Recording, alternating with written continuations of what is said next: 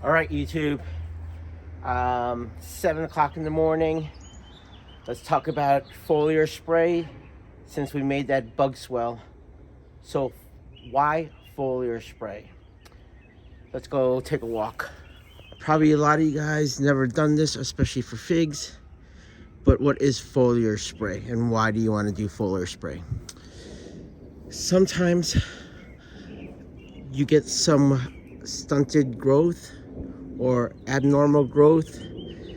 Sometimes plants get locked out, meaning the roots for some reason can't send the proper nutrients up the tree. So the best way to kind of give the fig trees steroids in a sense is you foliar spray. Plants have pores called stigmata. They open and close, and you can feed a plant through the leaves. And that is what we're gonna do. So some of the plants, again, aren't growing so healthy right now. So we're just gonna give it a little boost. Why is this different than feeding from a root system?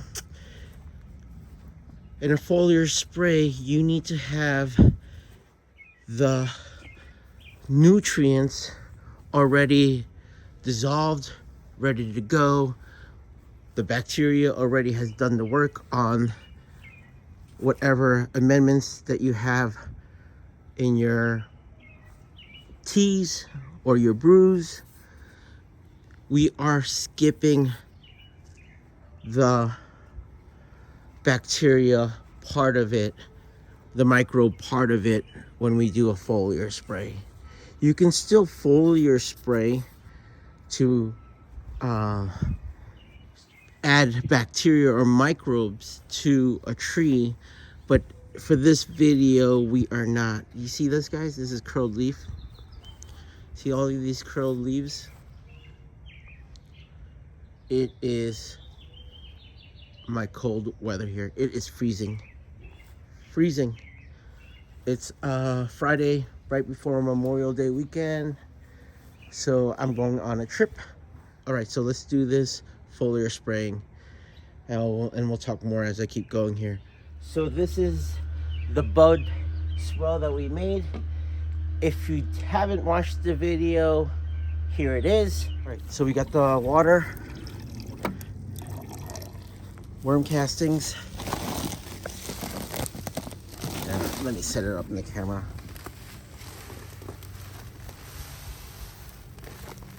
Got some more rabbit poo.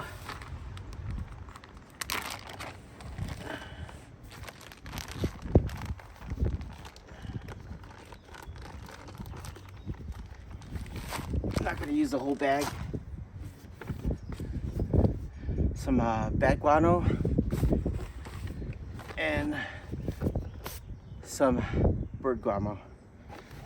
Guys, that rabbit poo is no joke. I'm not even gonna measure, guys. Maybe the instruction says a tablespoon.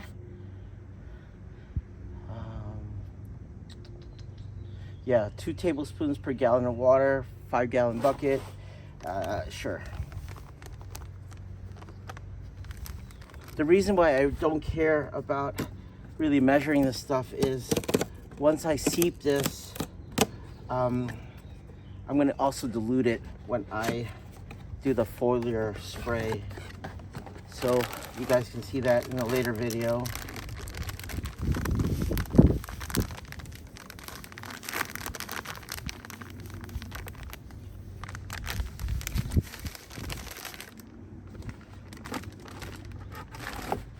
Okay, key part is the rainwater.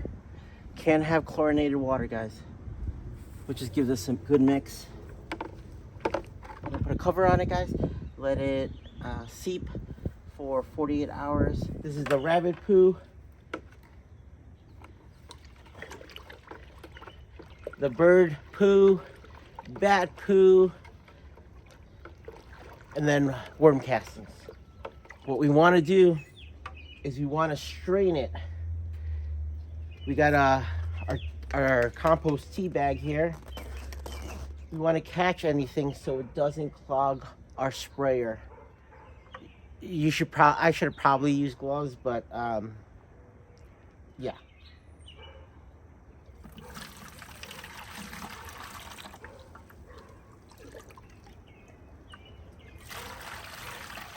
Oh yeah, and wear clothes you don't care about.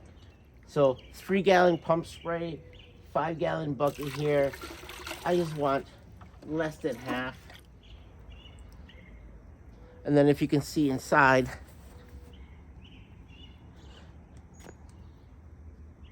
it, you know, caught some stuff. We're just gonna double strain it.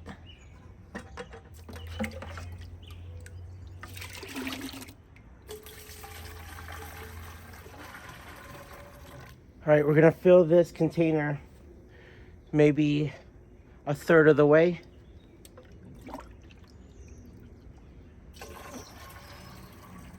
All right, while that rainwater is filling up,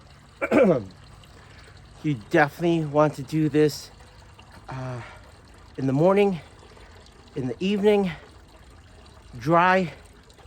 I can't control that right now. It just rained for the last 3 days and I gotta get this done. But optimal is dry weather, and it's cold, it's freezing. The reason you wanna do it in the morning or the evening is the same concept of why you don't like to water during the day. We're gonna be spraying these leaves. These water droplets on the leaves will act as magnifying glass. It could burn the leaves with the sun rays magnifying off these droplets. So definitely morning or evening. Got some rainwater. Gonna add a little something to it. Just some bacteria.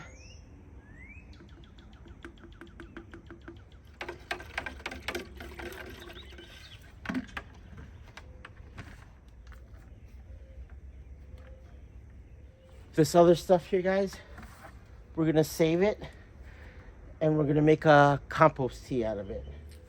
Your pump sprayer will have a nozzle.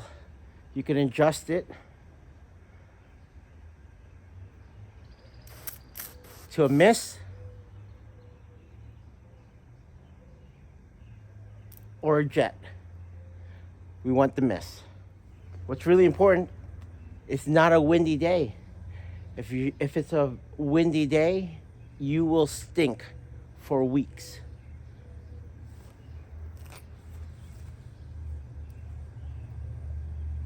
Okay, I'm safe. Okay, what you're gonna see me do is I'm gonna spray the whole plant, even underneath, and even the top of the containers.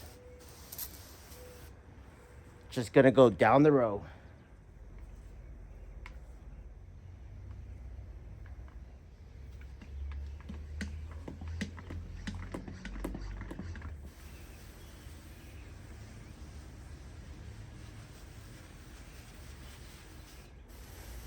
I'm not drenching it, just a light mist, guys. But I'm definitely trying to hit the tops and the underside of the leaves. I'm also hitting the top of the containers. Like I said, I added some microbes into this mix. This introduction will help speed up the breaking down of that top dressing that we did on the last video.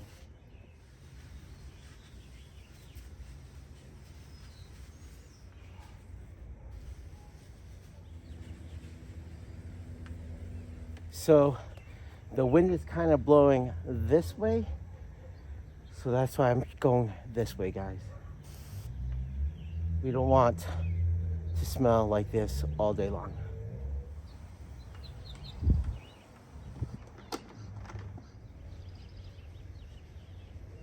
Pretty much did this half of the collection. You can definitely smell it in the air. It smells like poop. Thanks for watching. I am just gonna continue the work. Leave any comments, questions. I'll try to answer them as best as I can. I definitely wanted to get this going, especially before the sun comes out. Yeah. All right, guys. Peace, love. Thanks for watching.